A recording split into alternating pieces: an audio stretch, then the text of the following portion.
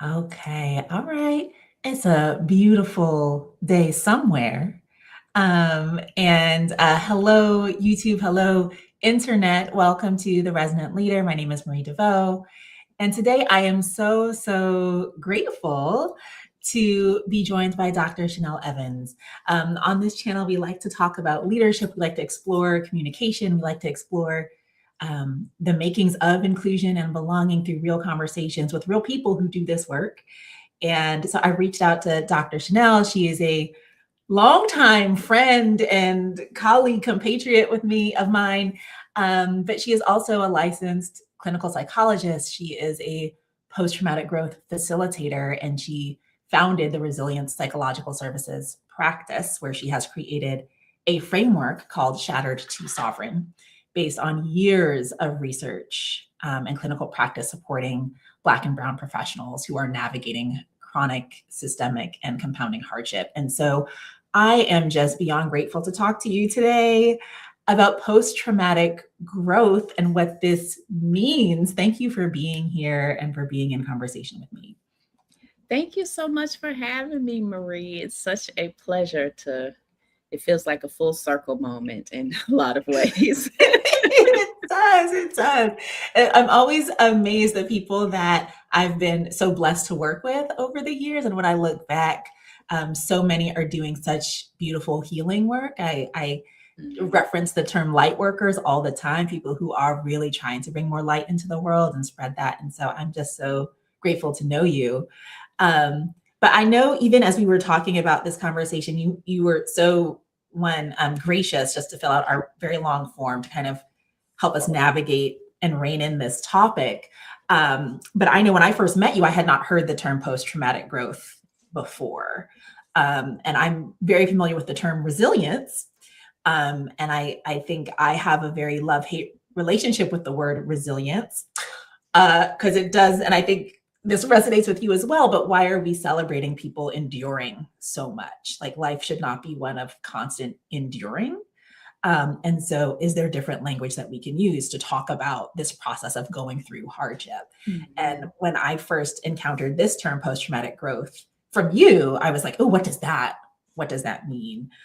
So can you talk a little bit about when you say resilience and somewhat like what is some of the connotation that comes with resilience that might not be as explicit for other folks? Yeah, when I began my academic career, trying to figure out what am I going to study in psychology, I was fortunate enough to have some experiences where I encountered folks living with HIV. And so my research world opened up in that way. And I became very curious about what's life like when you're living with something that's got so much taboo, that does a number on your mental and physical health, and kind of sets us up for such a difficult existence, right? Mm-hmm. And so I was able to use my insights into research onto like determinants of health, and not just like health disparities, but what also helps us to function optimally. And I began to see that, there's research on resilience and hardship and meaning making and all these things. Mm-hmm. And they are great terms.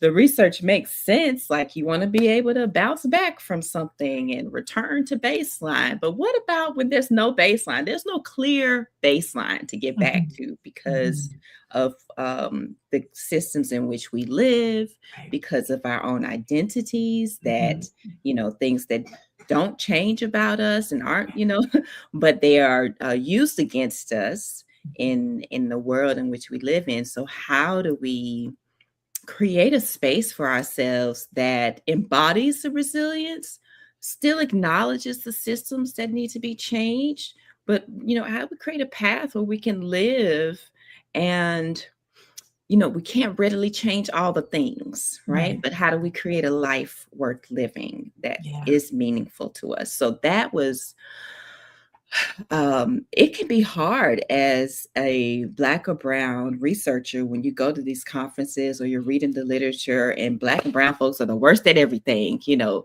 top Mm. of every bad list, so to speak, Mhm. right? Mhm. But I encountered something in the post-traumatic growth um, research and some resilience research that's like Black and brown people experience more resilience. Well, you think, Right. What? how did that happen? Right. How could that be? Yeah. Uh-huh. Uh-huh. So I got really curious about that, and I would just felt found it very interesting. It's like in the end of the paper when they're talking about research implications and what to do in the Mhm. future, and why is this? Why are we finding this? Well, we're Mhm. finding this because of the world in which we live, right, Right. and because Right. of the increased and unfortunate contact with injustice and inequities and so forth. So resilience began to look very different for me. I still liked it as a construct, like we Mhm. have to have the capacities to withstand in the world, but it Mhm. it took on such a broader meaning Yeah. because of the macro and the micro and the dance between all these things. And then post traumatic growth is its own piece. So it's there's like 5 types of changes that you'll see with post-traumatic growth. So a deeper appreciation for life, spiritual growth, or feeling closer to God, Mhm. feeling a sense of personal strength, Mhm. and more in community with people. Like there's, you know, changes that not only the person themselves perceives, but people who Yeah. are close to them can perceive. Yeah. And so resilience to me is the bridge to getting into that space of post-traumatic growth. Okay. I'm Okay. saying a So lot, child. I know I'm like, slow down. There's so many. Okay. So because I'm like, ooh, the 5 stage, but I'm like, wait, go back because there's something really beautiful. And I think when we were, conversing and going back and forth before today, you had mentioned this term like inescapable conditions. And I thought that was just so well put because, um, in the coaching space, we talk a lot about meaning making, right? We talk a lot about the way you experience the world is what you make of it, right? You can change how you choose to interpret the facts around you. And in many cases, that can start to look like gaslighting and Yeah. not acknowledging the inescapable conditions that people are navigating in the Right. world.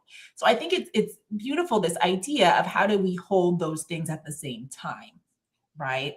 Of yes, you can choose the lens through which you look at the world, and there are inescapable conditions, Right. right, that you are also navigating at the same time. How do we hold both of those truths simultaneously? Hmm.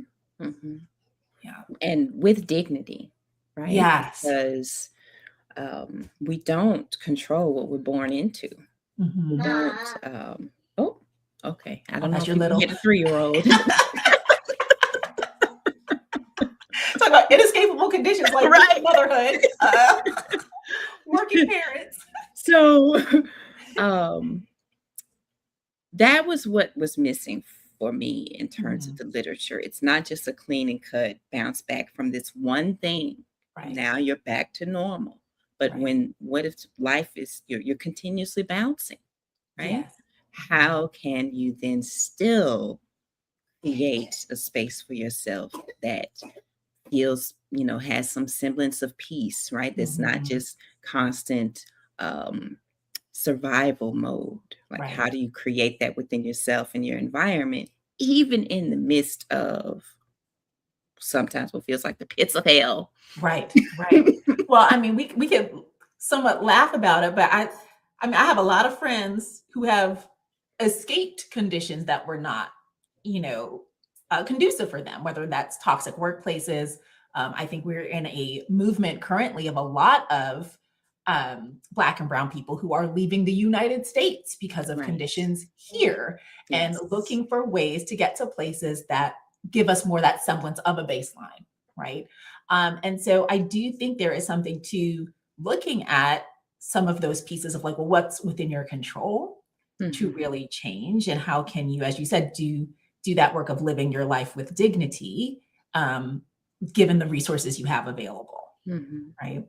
Mhm.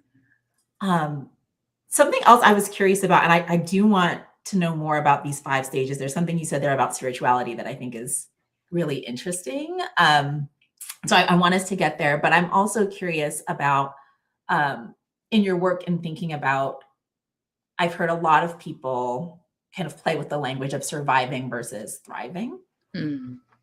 And so I'm curious how that resonates with you and the work that you've done and the work that you've witnessed happen with Yeah. folks who are navigating um, these inescapable conditions. Yeah, I think one, we have to get out of the binary Mm, of that because as a clinician, if we could just bop from surviving to thriving, that would be excellent. okay. But there's a path that we have to move along. And part of the development of the capacity to be able to develop post traumatic growth is being able to sit with cognitive dissonance, right? You're trying to build Mm, a world within yourself, but you're also deconstructing and rewiring what's already been. yes. So the capacity to sit with things and not get caught up, which we naturally do, in shame and blame and guilt and all these, emotions that weigh us down. Shame, I say, is like putting on a backpack of bricks. Yep. It's hard to move. So, Hmm. one, I would say let's deconstruct it a bit more to see what's happening. And part of the framework that I develop is about taking people on this developmental journey so Hmm. that they can arrive in a space of more autonomy, more sovereignty, like actually having the capacity to deepen their relationships and to grow in other ways. And it's not just a one um, life is, we have multiple domains or Hmm. areas in life that we're showing up for. So the same with post-traumatic growth, you can be very strong in some capacities and need a lot of help and support in others. Hmm. So you may be in a different phase in different parts of your life. So it's a lot. It's messy work. Right. It's so Yeah. messy. But I've got a roadmap for folks and I can help support them in navigating along the way. Okay. So Yeah. I look at that first part of like you're shattered. Hmm. There's dreams that haven't been fulfilled, when you're in a system that's unjust and inequitable. You may have capacity and to have big dreams and visions, but you're facing some things that might burst some bubbles or shatter some things. Hold on, dear. And so, um, being able to, even as a Black woman myself, remembering the first time you called the N word, and when you Yeah. encounter racism and things like that, those are broken pieces of the self that have got to be, slowly brought back together. So, moving from shattered to stabilizing yourself, to being able to savor life, and then to feel Mm, sovereign and mm, choosing. And so I've taken it and made 4 spaces in yeah. which we may find ourselves at different times Yeah. Well, I or love at the that you same time because of at the different right. aspects of life. Right. Well, this piece of life does not exist in a binary. We are moving through a spectrum of life and living it simultaneously in different arenas all the time. But I love this idea of being able to deconstruct what has been while you are building what is to be at the same time. This idea of being able to sit in that cognitive dissonance to do both and work. You mentioned this piece around shame, and I know we haven't spoken in so long, but I am working on a book that'll hopefully come out before this year is over. Oh, lovely. But but one of the things that I explore in the book is how debilitating shame is. Um, and especially in relationship, and that could be with the self or with other people. But how often shame is the thing that prevents us from being open to authentic relationship, right? There's so much fear, there is so much um, hesitation around being open, and I think a lot of that gets wrapped up in shame. Like, what are people going to think of me, or this fear that you're going to be ostracized, isolated, in some way, separate from community. And Mm. so I'm really curious, as you look at this work, where does identity sit in this work? And how does it perhaps, how does post-traumatic growth behave differently or look different based on our own relationship to self and feeling like we belong? Yeah. I I find myself really supporting people when it comes to shame with accepting on the most basic. I'd like to get to the bare bones of the thing. So on the Mhm. most basic level, accepting the fact that you have needs. That it's Yeah. okay. It's Mhm. okay to need something. Mhm. That's one of the first things in our early development that kind of gets it depends on the context in which you grow up, how needs are Mhm. treated and responded to. So the shame, it's come from somewhere, right? We've Mhm. internalized that it's not okay to have needs, Mhm. but then we still have the needs. Right. So then, like, what are we supposed to do? So Mhm. Mhm. there's a lot of self-compassion. I work with people to increase their self-awareness, number one, right, of Mhm. these things so that they can see what's them, what's not them, what's the Yep. system, what's Mhm. family stuff, what's you, and Yeah. being able to tease all that apart, weave in self-acceptance and self-compassion so if I can deeply, deeply accept that I have these needs and it's Yeah. okay, then Yeah. I can then respond to them, Mhm. right? Because the way that I teach it is our emotions are just our signaling system. They're using, our needs are using our emotions to get our attention. So Mhm. if we stop ignoring and dismissing our needs, then we don't have to make such a big fuss about the emotionality that we Mhm. experience because they're just the telegram deliverer Right. knocking on Just the the door of your messenger. body, right? Yeah, it's like, "You can The keep them." emotions don't want to stay around as long as they do. We Yeah. put them in a chokehold and make them stay around, Right. but Right. that your needs are using your emotions to get your attention. So Mhm. then if we're Mhm. not shaming ourselves, we can respond to our actual needs and not just Mhm. be in this dance with the emotions or Yeah. fighting them. Yeah. So Okay. to So me, that's the essence of the shame piece within the mhm. self, deeply accepting my needs. So then I can like respond to myself with care and Grace. nurturing. Mhm. Mhm. And that gets mirrored relationally. So I can deeply Right. accept your needs.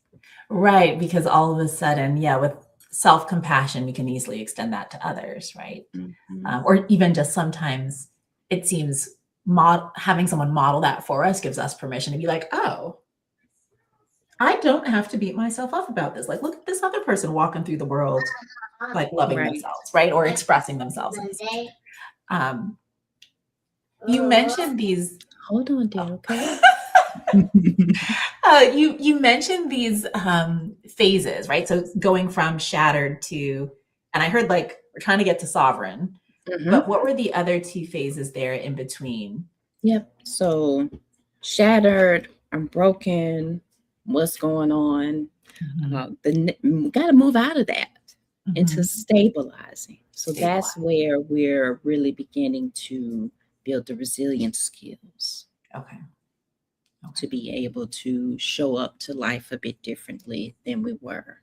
Mhm. And as we're stabilizing, we are learning more about ourselves, feeling more like ourselves, still having some growth areas, right? But things feel a bit better. And from Mhm. there, we move into more um, mastery. And so Okay. from there, we move into savoring. Okay. And this is, drawing this from positive psychology literature, the capacity to um, feel really good about your life. And I look at this as where the post-traumatic growth is showing up Okay. because you're so well versed in really practicing and troubleshooting Mhm. situations and things with your resilience skills that now you're able to live in a different space where you're able to savor life. Outside conditions might still be doing what they do, but Right. you are able to create within yourself in your immediate sphere of influence a different way. You're changing, right? Right. You're showing up in a different way. Yeah. It sounds like, and the way I'm hearing it over here in my brain, Mhm. stabilizing sounds like a lot of what people call the work. Mm. Right? A lot Yeah. of the unpacking and the examining and the kind of the painful part of Mhm. healing. Whereas when I hear you talk about savoring, that sounds much more like the world building and the constructing a new type Mm. phase, which I recognize you said some these things there will be overlap. It's not so clean cut, Yeah. right? But it does feel like the stabilizing part tends to be, I think, the part that can sometimes be the most uncomfortable for people. And that tends to be the phase I'll just speak from my experience from folks that I've worked with and teams that I've Mhm. worked with who are trying to reconcile themselves with themselves or with each other. That tends to be the spot where people can give up because it's so uncomfortable Mhm. Mhm. and then Yeah. choose to opt out. Suddenly people are like, you know what? I don't want to do this. I don't think I want to do this. Right. And so those skills don't get built and people kind of retreat, right? Yeah. And Yeah. so how do we support people or provide enough scaffolding to get through the stabilizing phase? Mhm. Because Mhm. that's I feel like that's the hard part, or that's where a lot of discomfort lives, but that's also where all of the tools get kind of forged, right? Right. Right. In some instances, it reinforces itself because just the early progress, right? Like with the tools that are applied, Mhm. it feels good, tastes Mhm. good, kind of thing. Um, but for that space, I like to support people with, you know, looking at stepping back and looking at, we're talking about reshaping your relationship to discomfort. We're Mhm. talking about reshaping your relationship to pain Mhm. and being able to see it in its more catalytic kind of Mhm. state than just the feeling the pain, right? Mhm. So Mhm. it requires a good bit of support to be able to um, sit from that seat, look at Yeah. things from that perspective. And that's where, clinical services come in, trusted people, Mhm. coaching, and all that. But it's really in that space, to have the support and the guidance and support to recognize very clearly, oh, this is painful, but Mhm. change doesn't come without pain. Right. Right? This thing happened, it shattered my world, but oh, I got these pieces that I can put together in a whole different In a way. different way. Right. Right. It's that deconstruction and reconstruction at the same time. But if you have no Mhm. material, Right, right. right. Okay. So then I'm curious then, is all pain useful? All pain can be used Okay. in a way that you can, navigate with it. We may not be able to in an instant or very soon. Sometimes it takes decades to be able to look back at a thing. Mhm. And it's not so much that you don't feel the pain, right? Like sometimes there's certain things that you can, anytime you look back, it can, you can touch base with the pain of it. Right. The indicator that I look for is whether that pain is why you're making decisions, Mm, or are you making decisions based on your values, based on mm, how you choose to show up in the world. mm. Okay. Okay. This is interesting because now I'm thinking about this. I mean, this sets up, I'm like In my mind, I'm formulating the coaching conversations I'm going to be having with people. Because oftentimes, we're trying to help people discern if they're making a decision because they're moving towards something or moving away from something, like from Mhm. something. And research has shown, right? It's much more sustainable to be moving towards your desire than it is to be running away from your fear.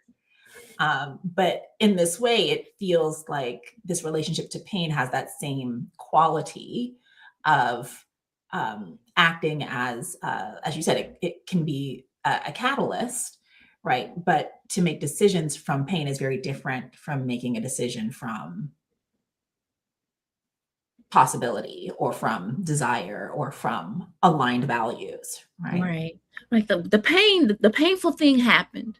Mm-hmm. We know why, we become oriented in certain directions, because of the painful thing that happened. We don't need to keep the painful thing top of mind, right? Right, We want the values, the lesson learned, the right. wisdom to be top of mind. And that's part of what post-traumatic growth represents. Is, when people talk about they've gone through cancer diagnosis and all these other things, that feeling stronger because of it, wiser Mhm, because of it. Like that's the kind of anecdotal way that we look at mhm, post-traumatic growth. You can mhm. tease apart the lesson and carry that forward, even Right, though the thing itself was really painful. right. Looking for what it is teaching you. Mm. Mhm, mhm. Okay. Um, so there was a piece I think oh my gosh, we only have like 5 minutes. There's so much I want to say and I want to hear from you. But there was a piece around abandonment and self-abandonment Yeah. that you had mentioned when we had talked about this conversation. And I'm curious about where that fits into this framework. Um, Tell me more about that. Yeah. So in my work, I've geared it towards over functioners, the Yep. people who show up really well for everyone else, but not so much for themselves. Okay. So that's So where the Black self women. abandonment piece comes in. It's like, baby, Okay. you are over indexed and very Right. strong in your Mhm. compassion for other people. But we got to work on the self compassion.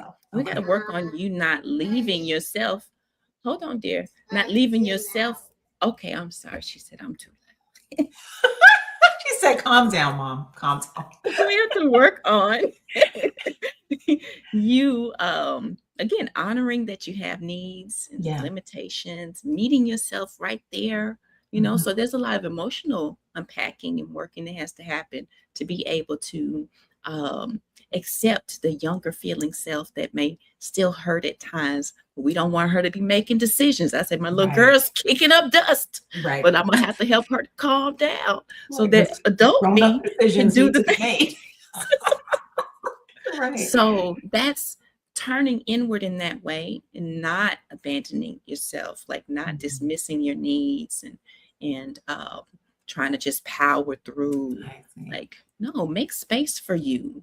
When Yeah. you're well, everything else can be all right. But Mhm, if you're mhm. depleted and malfunction in body, your body's like, sit down Sit somewhere. down. Like, who's being helped? You know? Right. And I can and appreciating that sit down somewhere from the body because Mhm. that's our opportunity to recalibrate. Right. Yeah. No, it's interesting. Even this past weekend, one of my kids wanted to go to GalaxyCon, which is like a huge cosplay event, the anime, the Star Wars, all of it's just Mm. nerd culture unite. Okay. Mhm. And it's a 4-day event at the convention center. It's from 9 in the morning until they go until 1, 2 o'clock in the Oh, morning wow. each day. But my kid's 13, so we're not doing all of Mhm. that. But it was her and her two friends. And so as parents, we had to navigate, well, who's participating in what? How are we going to make sure these young people are safe? And how can we divvy up this labor? And one of the other parents suffers from an immune disease, not immune Mm. disease, and was really trying to be there all day. And I'm like, your child told me you woke up throwing up this morning. Why are you here? She said, oh, well, I can't just drop my kids off. I can't. I'm like, but you can. And there is something, and I've seen this happen time and again, where folks really push themselves to care for others, they neglect themselves, and then your body will sit you down. Mm-hmm. And so there Mm-hmm. is something to getting more attuned and really listening to yourself before you get sat down. Right. Because your body is screaming, it's saying all these things, it's giving you all these signs. I mean, let's not, you know, be taking our antibiotics with an energy drink. Like you need to go, Mm-hmm. you need Mm-hmm. to go lay down. You need some water. You need rest. And Yeah. there is something to noticing those things and coming back to self. Mm-hmm. Um, Shenell, I know Noticing those things without judgment. without judgment, like it's okay. Like you don't have to like feel bad. And and we had, she and I had a moment where the next day she's like, I can't get up. I'm like, I know. I knew that was gonna happen. I'm like, I was not Mm, planning on seeing you today. you know, yeah. and being like, it's okay, and you have resources. Mm-hmm. Like you're down, but I'm up. So Right. we can be okay. Right. Yes. So I think that is a component of it as well. But Shenell, I know we're like running low on time. I do have one more question, Mhm. if you would, because you had mentioned in thinking about this framework, how one of the benefits is having people be reinvigorated in their spiritual connection. And I am amazed. I also work primarily with Black and Brown women, and I am amazed how huge the spiritual component is Mhm. as part of the transformation process, as part of the healing process. Talk to me a little Mhm. bit about that, how you see that in your work, and then of course we'll close. Yeah, I think of spirituality as whatever is sacred to you, Mhm. right? So however you define it, however it's been constructed, it's also something that gets deconstructed in the Mhm. process. And you tease apart the shoulds from the want tos Mhm. and your beliefs from what you've been told to believe, right? And so it's one of those areas that undergoes heavy focus because we glean strength, right? We glean focus and empowerment from those things that are sacred to Mhm. us. And so it is, you can't do this work without it being a spiritual endeavor Mhm. as well. Yeah. Yeah. Oh, thank you for that. This is just reminding me I need to call you more often. Oh. Uh, and maybe I need to come visit you because you done left us all here on this mainland with these inescapable conditions. I Uh, know, right? They over here too, child. conditions just follow us everywhere. But again, I'm just so grateful for you, for this conversation, for your presence, for all that you're doing in the world. Thank you so much Yes, thank you for the so work much that you for the do. conversation. I love you and all that you do and for what you've poured into me over the years. Thank you. Ah, such a blessing. And of course, we're on the internet. And so I do want to make sure people know where to find you if they want to continue learning about this work and all of the things that you're up to. Let people know. I know I think you sent us your Instagram and your YouTube.